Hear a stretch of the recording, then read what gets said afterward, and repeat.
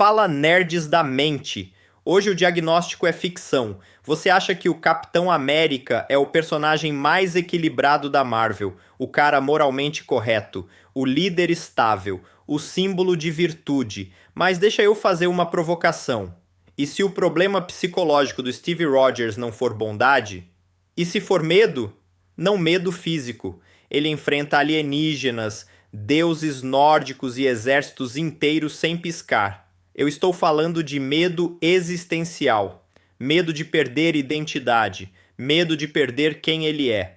E quando você começa a olhar para o Capitão América por esse ângulo, a guerra civil deixa de ser um conflito político e vira um conflito psicológico. Vamos voltar para o início. Steve Rogers era um jovem frágil, doente, constantemente rejeitado.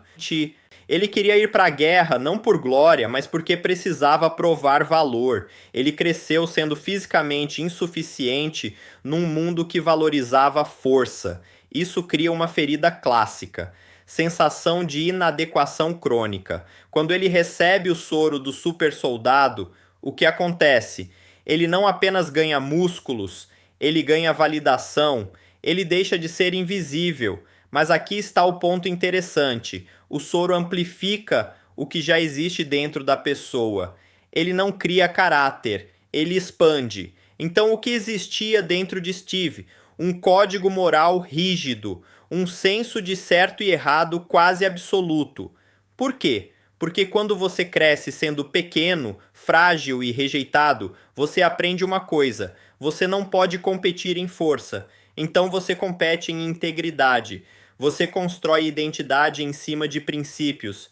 Agora pensa comigo. Durante a guerra, Steve tinha clareza. O mundo era binário. Nazistas eram vilões. Havia um lado certo. Isso dava estrutura psicológica. Isso organiza o caos interno. Só que ele perde tudo. Ele acorda décadas depois. Todo mundo que ele conhecia morreu. A cultura mudou. A linguagem mudou. O mundo não é mais simples. Ele não perdeu só amigos. Ele perdeu a época dele. Isso é um trauma de deslocamento temporal. Ele é literalmente um homem sem tempo. E quando a realidade muda rápido demais, a mente procura estabilidade onde pode. E onde ele encontra estabilidade? Nos princípios. Quando tudo é instável, a moral vira âncora.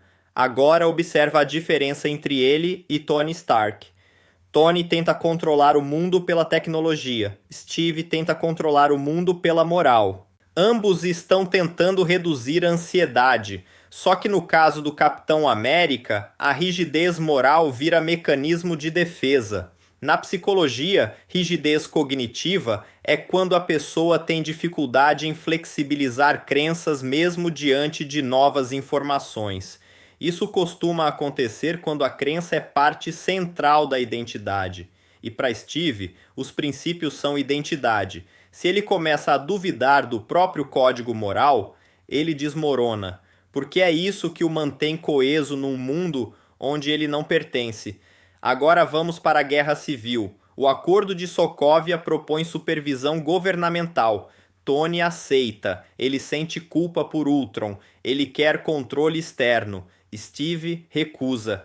Muita gente interpreta isso como arrogância ou teimosia. Mas olha a cena com atenção. Ele diz que as agendas mudam, os políticos mudam, as instituições falham. Ele não confia em estruturas externas. Por quê? Porque ele já viu instituições falharem. Ele viu a SHIELD ser infiltrada pela Hydra. Ele viu o sistema apodrecer por dentro. Para ele, confiar em instituições é repetir trauma. Então ele se apega ao único lugar onde sente segurança, o próprio julgamento. Não é ego, é necessidade de coerência interna. E agora entra o Bucky, o amigo de infância, o último elo vivo com o passado. Quando o mundo inteiro acusa Bucky, Steve não está apenas defendendo um amigo, ele está defendendo o último fragmento da identidade dele. Se Bucky for reduzido a vilão descartável, o passado dele também é descartável. Percebe o peso emocional? Ele não luta só por justiça. Ele luta para preservar significado. Quando você já perdeu sua era, sua cultura, sua geração inteira, perder o último vínculo é quase perder a si mesmo. E aqui está o ponto mais importante. Virtude pode virar armadura. Quando uma característica é elevada ao extremo para proteger uma dor interna, ela deixa de ser apenas virtude e vira defesa psicológica. Steve não é ingênuo. Ele é rígido porque flexibilidade significaria admitir que o mundo é caótico demais para ser organizado por princípios simples. E isso é assustador. Agora pensa no final da Guerra Civil. Ele abandona o escudo. Isso é simbólico. Ele está questionando a própria identidade. Porque o escudo não é só arma, é símbolo de quem ele é. E só alguém com identidade extremamente enraizada em princípios sofre tanto quando esses princípios entram em conflito com pessoas que ele ama. Capitão América não é o mais estável, ele é o mais estruturado. E estrutura não é a mesma coisa que equilíbrio. Estrutura pode ser rígida, equilíbrio exige flexibilidade.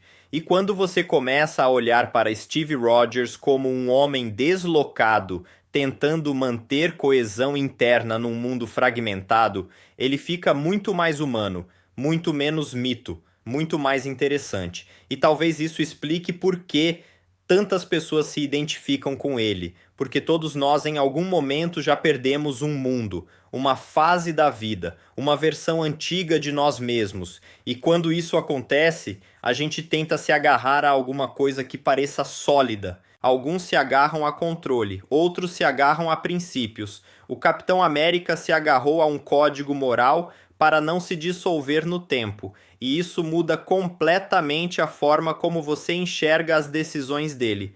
Não é sobre estar certo, é sobre não perder quem você é, e isso psicologicamente é muito mais profundo. E lembre-se, a mente humana escreve melhores roteiros que Hollywood.